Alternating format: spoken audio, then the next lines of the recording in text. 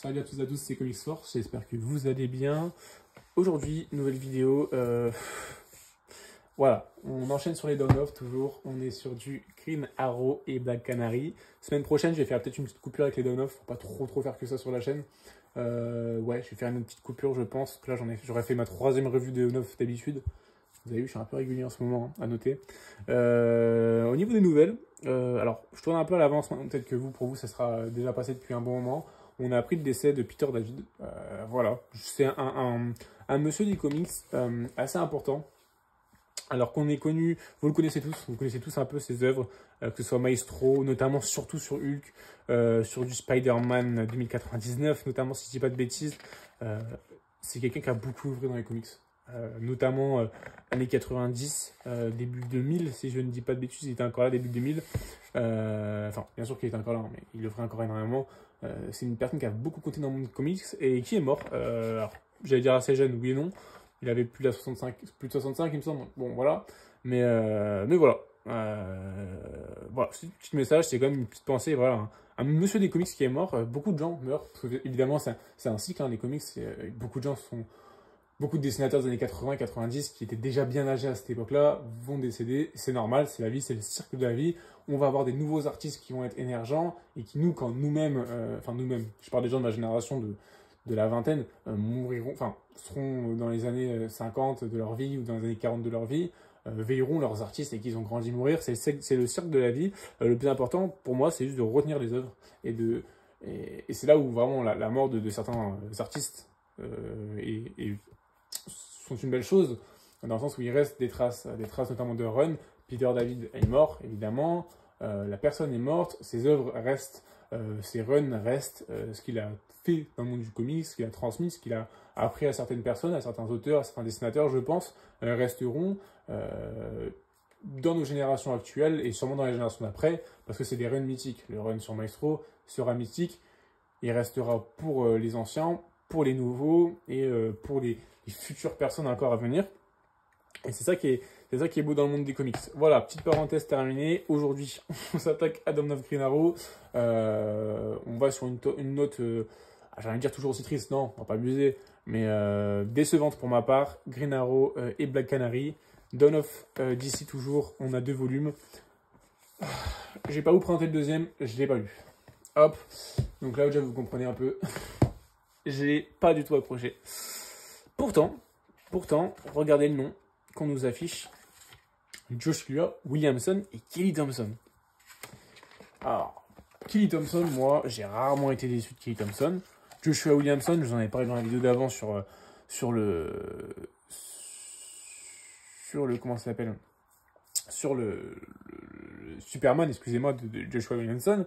Alors là, c'est Joshua Williamson surtout, hein, sur le Green Lantern.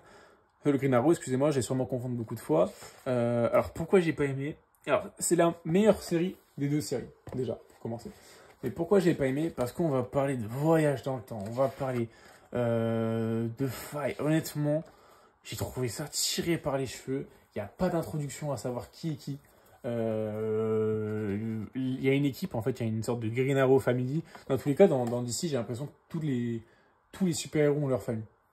Alors ça, il y a la Bat Family, la Superman Family, les Green Lantern, bon, c'est plus un corps, donc c'est un peu différent encore, c'est un univers. Là, je le mets à part, mais même pour moi, voilà, Green Arrow a une Green Arrow Family, Flash a une Flash Family, ils ont tous une famille. Alors, c'est une évolution, c'est normal, c'est une évolution, hein, je sais pas, c'est pas négatif ce que je dis. Hein. Mais pour le coup, celle-là, on n'est pas du tout intégré dedans. On n'est pas du tout intégré dedans. Il y en a, on comprend à peu près leur lien.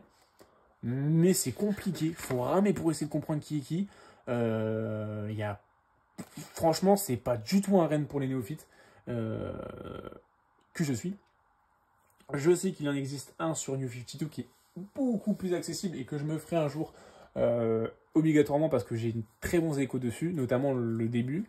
Mais en tout cas sur celui-ci, alors graphiquement c'est très bon. Hein. Graphiquement, je vous ai pas dit c'était qui. Graphiquement, on est sur du Sean Isaacs, donc je sais pas du tout qui c'est. Première fois que j'entends ce nom-là, honnêtement. Graphiquement, comme j'ai dit, c'est très beau. Rien à dire. Mais pour ce qui est de l'histoire, oh là là, j'ai décroché. Vous voyez, enfin, honnêtement, franchement, il y a une galerie de persos. Dès les 3 premières issues, il y a déjà 40 persos. Franchement, c'est ouais, sorti par les cheveux. Enfin, c'est tiré par les cheveux. Franchement, vous voyez, regardez, on est sur du green. Franchement, je trouve que ça n'a pas de sens. Et pourtant, même en étant néophyte, et j'ai voulu, moi, vous savez, je m'accroche beaucoup. Moi, je suis partisan de dire qu'il faut prendre un run limite en cours parce que c'est du comics, il n'y a pas de souci avec ça et tout. Alors, je suppose qu'il y a des bonnes idées dans ce run-là, je dis pas, mais franchement, c'est tiré par les cheveux. Ouais, il y a un Old Man Okai. Ouais, honnêtement, j'ai pas du tout apprécié. Et maintenant, alors la vidéo va pas être hyper longue, hein, parce que moi, parce que là, je trouve qu'il y a vraiment la partie visuelle, graphique, qui était assez attirante, qui était assez sympathique pour le coup. Maintenant, on va parler de Black Canary. Alors, là, j'ai été... pardon, Birds of Prey. Là, j'ai été très déçu. Je vais vous dire pourquoi. Parce que j'ai eu très bonne presse sur ce run. Très bonne presse. Donc, je me suis dit, ok, Birds of Prey, des personnages que je connais pas du tout. Harley Quinn, Black Canary, ok, je connais évidemment. Mais le reste, je connais pas. J'ai eu bonne presse. Kelly Thompson.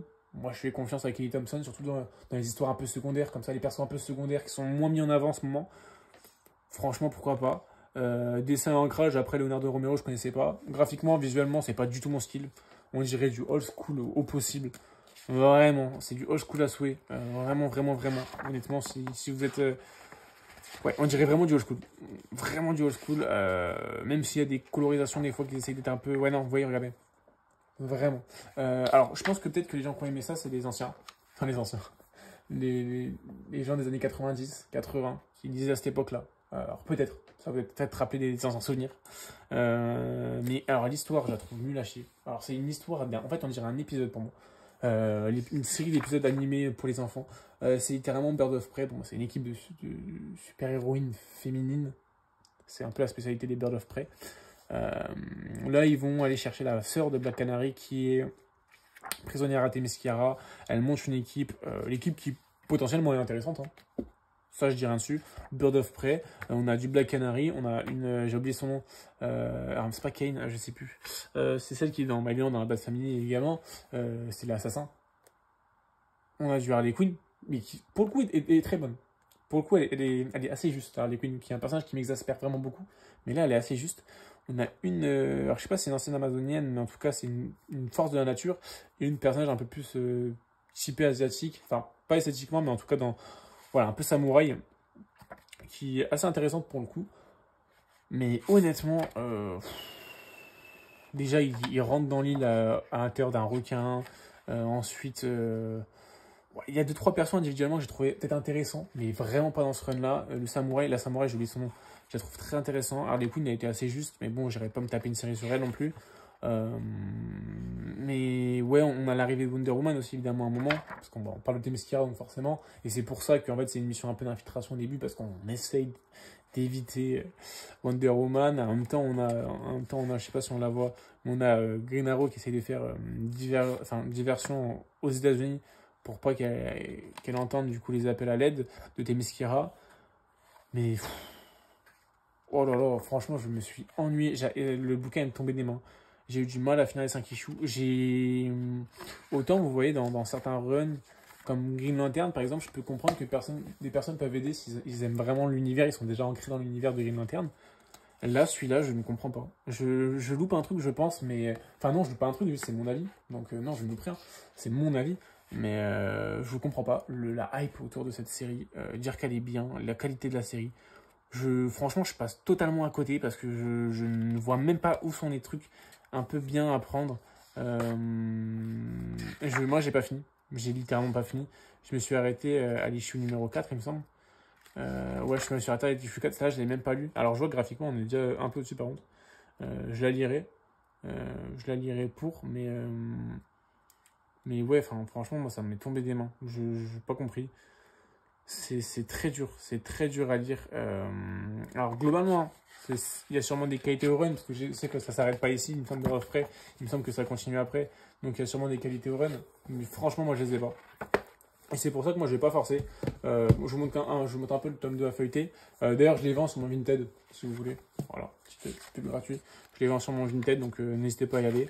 Voilà, j'ai fait un prix sur un moins 50. J'ai jusqu'à moins 50% pour les mettre. Le tome 2, je l'ai même pas lu, hein, donc il est comme neuf.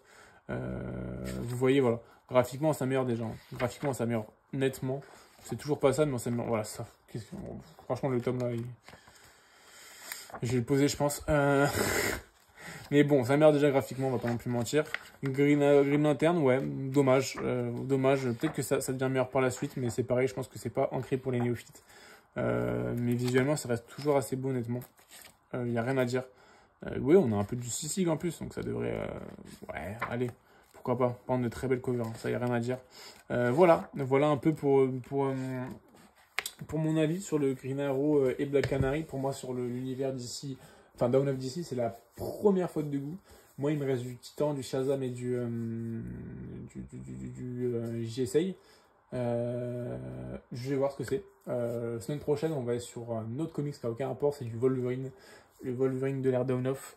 J'ai lu les deux premiers Deluxe. Je vais vous faire une première partie, je vous ferai ça en deux parties. Il me semble que ce sera en 5 Deluxe. Je vais vous faire ça en deux parties. La première sur les deux premiers, c'est vraiment l'entame, le début de ce run, et ensuite les trois derniers, une autre vidéo, une deuxième partie. En tout cas, voilà, pour mon avis, n'hésitez pas à me dire, pour le coup, vraiment, je suis intrigué de savoir déjà sur l'avis sur Green Arrow en général, dans la série, de Joshua Williamson, mais également la série de Kelly Thompson surtout. Savoir un peu vous ce que vous en avez pensé, qu'est-ce que vous avez aimé dans la série de Kelly Thompson. Vraiment, n'hésitez pas à me dire pour commentaire. Pour le coup, je les lirai tous, parce que là, je les lis toujours tous, hein. Mais là, je suis vraiment curieux de savoir c'est quoi la plus-value, ce que vous avez vraiment, là où vous avez accroché. Alors après, c'est subjectif, hein. Bien sûr, moi, je suis pas du tout des gens qui adorent le Bird of Prey, hein. Évidemment, éclatez-vous, ça vous plaît. Mais ouais, j'essaye de comprendre, mais c'est vrai que là, je n'ai pas du tout. En tout cas, voilà. Donc, n'hésitez pas à répondre aux commentaires. Je vous lirai, je vous répondrai. Toujours merci pour les likes, les follow, le support. Honnêtement, c'est toujours top. Encore une fois, sur mon Vinted, si vous voulez, les gars. C'est en bas. Ça doit être, il doit y avoir un reel, enfin une petite vidéo, un short sur ma chaîne qui en parle. Ça doit être le premier d'ailleurs, qui parle du coup de mon Vinted où il y a l'adresse. Voilà, donc voilà, n'hésitez pas. En tout cas, moi je vous souhaite une très bonne journée ou une très bonne soirée et surtout de très bonnes lectures. Salut tout le monde.